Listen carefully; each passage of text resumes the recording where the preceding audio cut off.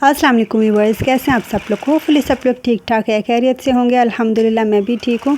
आज मैं ना बहुत दिनों बाद फिर से हाज़िर हूँ एक व्लॉग लेके आप लोगों के सामने। तो उम्मीद करती हूँ कि आप लोगों को आज का व्लॉग पसंद आएगा। अच्छा, ये वाला व्लॉग जो है ना, ये आज का नहीं है, ये थर्सडे और फ्राइडे 2 दिन का मिला जुला सा व्लॉग है। थोड़े थोड़े से क्लिप लेके सारे दिन के अपनी डेली रूटीन में जो मैं करती रही हूँ। तो खैर जो सारे दिन की तो नहीं, लेकिन ये है कि थोड़ा सा मैंने इसमें वो सिलाई का एडिट कर दिया है, तो थोड़ा सा फिर वो कुकिंग का भी है। स्टिचिंग से रिलेटेड छोटे छोटे से क्लिप्स मैंने इसलिए ऐड किए हैं कि पिछले कुछ दिनों से ना मैं काफ़ी ज़्यादा बिज़ी हूँ और अपने चैनल को प्रॉपर टाइम नहीं दे पा रही। कि जितनी मर्ज़ी मैं कोशिश कर रही हूँ, लेकिन हो ही नहीं रहा मुझसे ना, चैनल वाला कोई भी काम नहीं हो रहा। डेली रूटीन के जो काम है ना, वही मैं बड़ी मुश्किल से कर रही हूँ। सुबह का नाश्ता, दोपहर बच्चों को देखना, फिर शाम का खाना, तो इसलिए फिर चैनल को तो मैं बिल्कुल भी टाइम नहीं दे पा रही थी। इसलिए मैंने सोचा कि अब काफ़ी दिन हो गए हैं कोई वीडियो नहीं मैंने चैनल पर डाली, तो चलो इस तरह का एक छोटा सा ना व्लॉग बना के तो डाल देती हूँ, क्योंकि इतना लंबा गैप भी नहीं होना चाहिए। और ऐसी सिचुएशन में कि जब अभी आपका नया नया मोनेटाइजेशन हुआ हो, तो फिर इसलिए मैंने स्टिचिंग से रिलेटेड आप लोगों के साथ वीडियोस शेयर की। वैसे भी मैं बिल्कुल जो स्टार्ट में मेरी वीडियोस चलती रही हैं ना, उनमें भी मैं आप लोगों के साथ थोड़ी थोड़ी सी इस तरह की स्टिचिंग से रिलेटेड अपना दिखाती रहती थी, आप लोगों के साथ शेयर करती रहती थी। अच्छा, बिज़ी में क्यों हूँ इतने दिनों से?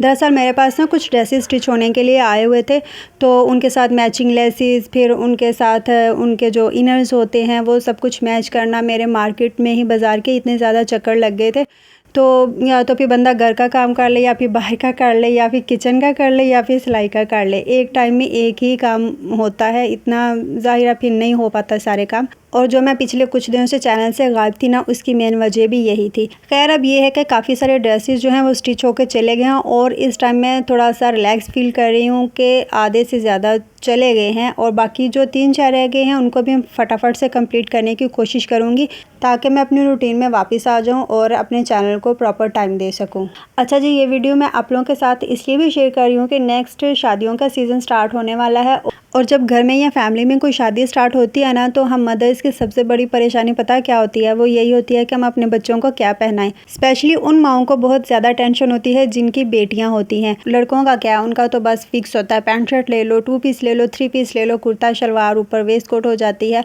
लेकिन सबसे बड़ी परेशानी ना बेटियों के ड्रेसेस के सिलेक्शन में होती है, और यही फ़िक्र खाई रहती है कि अपनी प्यारी सी नन्ही मुन्नी सी शहजादियों को ऐसा क्या पहनाया जाए कि उस फंक्शन में वो सबसे अलग और सबसे खूबसूरत लगें। और मेरी आज की वीडियो ना उनके लिए बहुत हेल्पफुल होने वाली है, जिनको फ़िक्र रहती है कि वो अपनी बेटियों को ऐसा क्या पहनाएं कि वो सबसे प्यारी लगे। अच्छा, आज ना मैं आप लोगों के साथ एक फ़्रॉक का डिज़ाइन शेयर करूँगी। एक आइडिया है, अगर बनाना चाहे तो सेम भी बना सकते हैं, नहीं तो फिर थोड़ी सी इसमें आप लोग अपनी तरफ से डिज़ाइनिंग करके तो इस तरह के ड्रेसेस बना सकते हैं। फ्रॉक अभी मैं आगे जाके आपको दिखाऊंगी, लेकिन यहाँ पे ना मैं बना रही थी उस फ्रॉक से मैचिंग का हेयर कैच। बच्चियाँ जब कोई भी ड्रेस पहनती हैं ना, चाहे वो फ्रॉक हो, चाहे वो लहंगा हो, चाहे वो शरारा गरारा वगैरह कुछ भी हो ना, उनके साथ मैचिंग बैग्स, मैचिंग पिन्स या फिर हेयर कैच साथ में होना, तो एक तो बेटियाँ बहुत खुश हो जाती हैं, और मैचिंग सब कुछ ना बहुत प्यारा भी लगता है। अच्छा जी, ये प्यारा सा हेयर कैच बनाने के लिए ना, जो बाजार से प्लास्टिक का हेयर कैच मिलता है ना, वो मैंने ले लिया था। उसको मैंने फैब्रिक के साथ कवर कर दिया। टॉप बॉडी पे जो फैब्रिक लगा था ना, उसके साथ मैंने उसको कवर किया था। और ये जो इसके ऊपर चुनट वाली फ्रिल बना के लगाई है ना, ये भी फैब्रिक मैंने फ्रॉक की डिज़ाइनिंग में यूज़ किया है। उसको ऐसे प्लेट्स इसको बोलते हैं, 1-1 इंच के प्लेट्स डाल के उसके ऊपर लेस लगा दी थी, और इस तरह एक प्यारा सा पैटर्न रेडी हो गया। फिर बाद में मैंने हॉट ग्लू गन के साथ उसको साथ में चिपका दिया। और ये जो इसके ऊपर फ्लावर है ना, ये भी बॉडी का ही पीस बचा हुआ था, तो उसका मैंने इस तरह छोटा सा फ्लावर बना के तो उसके ऊपर इस तरह टसल लगा दिया था। और ये हेयर कैच बन के इतना प्यारा लगा था ना, कि मेरी बेटियों की बस फरमाइशें वहीं पे स्टार्ट हो गई कि आपने हमें भी इस तरह का बना के देना है। तो ये आइडिया होप सो कि आप लोग को पसंद आया होगा। अगर आप लोग घर में कोई फ्रॉक्स वगैरह बना रहे हैं ना, तो उसके साथ इस तरह के हेयर कैच बना लिया करें, अच्छे लगते हैं। तो ये देखें ओवरऑल इसकी लुक कैसी है, अच्छी लग रही है ना।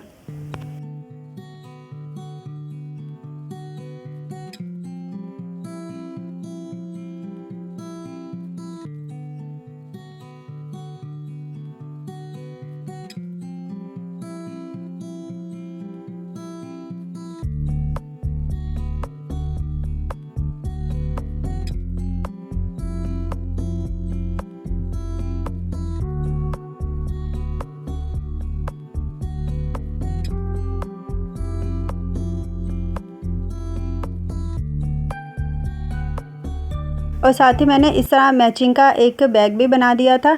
और ये भी फैब्रिक जो टॉप बॉडी पे यूज़ हुआ है ना, उसी से ही मैंने बैग बनाया था। ये पीस बच गया हुआ था तो फिर मैंने इसी से ही सारी वो जो एक्सेसरीज हैं वो रेडी कर ली थी। इस तरह फ़्रॉक के नीचे लेस लगाई है, ये भी बड़ी ही प्यारी लग रही थी लेस। और ये रही फ़्रॉक की ओवरऑल लुक। कंप्लीट डिटेल से तो मैं आप लोगों को नहीं दिखा पाई, लेकिन यह है कि ओवरऑल लुक मैंने आप लोगों को दिखा दी है। अगर आप लोगों को पसंद आई हो ना, तो अपनी प्यारी सी शहज़ादियों के लिए लास्ट में बनवाइएगा। अच्छा, ये वाला जो क्लिप है ना, ये वाला और जो बैग बनाने वाला था ना, ये मैंने फ्राइडे को शूट किया था। फ्राइडे को बैठ के सुबह सुबह मैंने ये फ़्रॉक जो कंप्लीट की थी, क्योंकि मुझे फ्राइडे को ही इसको हैंड ओवर करना था। और उसी दिन दादाजी की बरसी भी थी, तो मुझे था कि मैं फ़्रॉक स्टिच करके आराम सुकून से थोड़ा सा रेस्ट करके फिर तैयार श्यार होके तो जाऊँगी अम्मी की तरफ। लेकिन ये है कि 11 साढ़े 11 बजे ना अम्मी का फ़ोन आ गया कि तुम जैसी भी हो, कपड़े शपड़े सारे बैग पैक करके आ जाओ, इधर ही आके बच्चों को रेडी करना, खुद भी होना। और मैंने फटाफट से घर को समेटा, बच्चों को लेके अम्मी की तरफ आ गई। खाना तो बाहर से बन के आ जाना था, चिकन कौरमा था, साथ में नान थे, साथ में चाचू कह रहे थे कि गुड़ वाले चावल बनाने हैं, तो वो कोई इतने ज़्यादा नहीं बनने थे, तो इसलिए वो घर में ही बनाने का प्रोग्राम बना। और अम्मी ने कहा कि तुम आके बनाओ। और मेरे आने से पहले ना ये सब कुछ इन्होंने रेडी करके रखा हुआ था, मुझे सिर्फ चावलों को पकाना था। तकरीबन 2.5 किलो चावल थे, जिसमें 2 किलो गुड़ का इस्तेमाल हुआ है। गुड़ मुझे कम लग रहा था, उसके साथ मैंने चीनी भी ऐड की थी। तो यहाँ पे ये सारी चीज़ें मैं निकाल के रख रही थी। बादामों को मैं काट के छोटा छोटा कर लूँगी, क्योंकि मैं जब भी गुड़ वाले चावल बनाती हूँ ना, उनमें मैं बादाम काट के डालती हूँ। गुड़ मैंने पकने के लिए चूल्हे के ऊपर रख दिया था ताकि उसका शीरा बन जाए। पानी मैंने उसमें अंदाजे से ही डाला था, वो मैंने कोई नाप तोल के नहीं डाला। दूसरी साइड पे मैंने साथ ही फटाफट से चावल धो दिए। और इस टाइम पे ना मैं काम इतनी जल्दी कर रही थी, क्योंकि आप लोगों को पता है कि पाकिस्तान में किस तरह गैस की लोड शेडिंग होती है, तो 2-2:30 बजे गैस चली जाती है। फिर यही कोशिश होती है कि 2-2:30 बजे तक जो भी पकाना हो पका लो। और इस तरफ जब गुड़ पकना स्टार्ट हो गया, वो पानी में मेल्ट हो गया, उसमें मैंने ऐड कर दिया था सौंफ। सौंफ मैंने 2 टेबलस्पून इसमें ऐड किया है। सौंफ डालने के बाद मैंने तकरीबन इसको आधा घंटा पकाया था। शीरा हमारा रेडी हो चुका है, उसको मैंने छान लिया था, क्योंकि सौंफ जो है ना, वो चावलों में अम्मी को बिल्कुल भी पसंद नहीं है। मैं अगर घर में जब कभी बनाऊँ ना, तो मैं उसको नहीं निकालती, तो यहाँ पे फिर मुझे निकालनी पड़ी थी। अच्छा जी, उसके बाद मैंने क्या किया था, एक पतीला ले लिया, उसमें मैंने ऑयल डाल दिया, घी डाला था। चावलों में मैं हमेशा घी ही डालती हूँ। यहाँ पे ना मैंने 2.5 किलो चावलों के हिसाब से ना 1 पाव से थोड़ा सा ज़्यादा घी लिया था। घी डालने के बाद जैसे ही वो मेल्ट हुआ, उसमें मैंने छोटी इलायची 3 से 4 तोड़ के उसके दाने निकाल के वो डाल दिए। उसको पका लिया 1 से 2 मिनट के लिए। उसके बाद जो गुड़ का पानी हमने रेडी करके रखा था ना, वो उसमें डाल दिया, ताकि हमारा जो शीरा है ना, चाश है, वो अच्छे से रेडी हो जाए। अब यहाँ पे मैंने इसको तकरीबन 15 से 20 मिनट के लिए पकाया था। और इतने में ही जी गैस चली गई थी, और बाकी का सारा काम हमने सिलेंडर पे किया था। 2 सिलेंडर ले लिए थे, एक पे मैंने शीरा पकने के लिए रख दिया, दूसरे पे सिस्टर ने चावलों को बॉयल होने के लिए रख दिया था। तो इस तरह हमारे चावल उस दिन बने थे। जैसे ही चावल बॉयल हुए, उनका पानी मैंने स्ट्रेन कर दिया। उसी पतीले में फिर मैंने शीरा ऐड कर दिया। शीरा ऐड करने के बाद उसमें बॉइल्ड राइस ऐड किए, उनको अच्छी तरह से मिक्स किया। मीठा मुझे थोड़ा सा कम लग रहा था, यहाँ पे मैंने फिर थोड़ी सी चीनी भी ऐड की थी। बिल्कुल लास्ट पे जब शीरे का पानी ड्राई हो गया, इसमें मैंने तकरीबन 3 से 4 अदद लौंग और थोड़ा सा मैंने जो स्टार अनीस होता है ना, बादियान के फूल, वो इसमें ऐड कर दिया था। अगर आप लोगों को इन दोनों मसालों की जो तेज़ वाली खुशबू है ना, वो पसंद है, अच्छी लगती है, तो जब चावल बॉयल करते हैं ना, उस टाइम पे आप लोगों ने इन दोनों को ऐड करना है। अदरवाइज़ मेरी तरह बिल्कुल लास्ट में आप इसको ऐड करिएगा। बहुत धीमी सी मज़े की खुशबू आती है फिर चावलों में। आखिर में सारे ड्राई फ्रूट्स ऐड करेंगे और फिर चावलों को दम पे छोड़ देंगे तकरीबन 15 से 20 मिनट के लिए।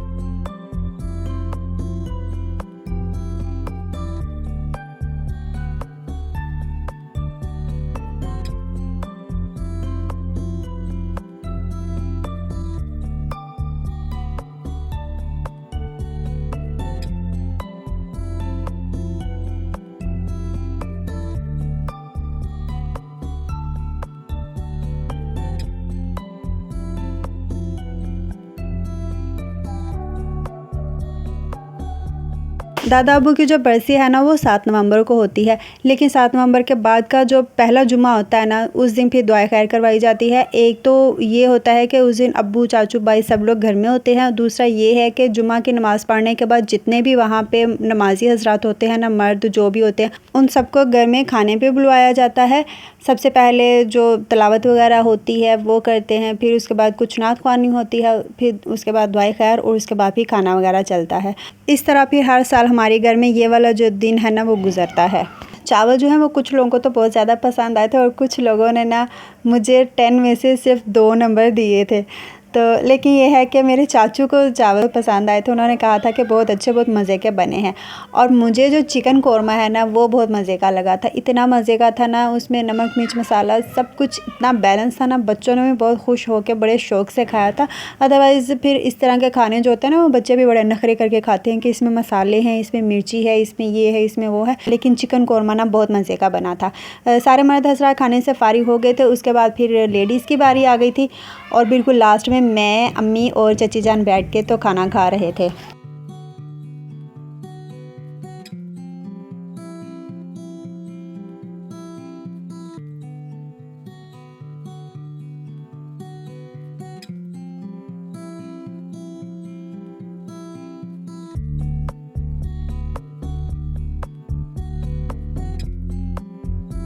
होप सो कि मेरा आज का व्लॉग आप लोगों को पसंद आया होगा। अगर पसंद आया हो तो वीडियो को लाइक, चैनल को सब्सक्राइब कीजिएगा और कमेंट लाजमी करके बताया करें कि मेरी वीडियोस आप लोगों को कैसी लगती है। इसके साथ ही मुझे दीजिए इजाज़त। अपना ढेर सारा ख्याल रखिएगा, मुझे अपनी दुआ में याद रखिएगा। मिलते हैं फिर दोबारा किसी नई वीडियो में किसी नई रेसिपी के साथ। तब तक के लिए अल्लाह हाफिज़।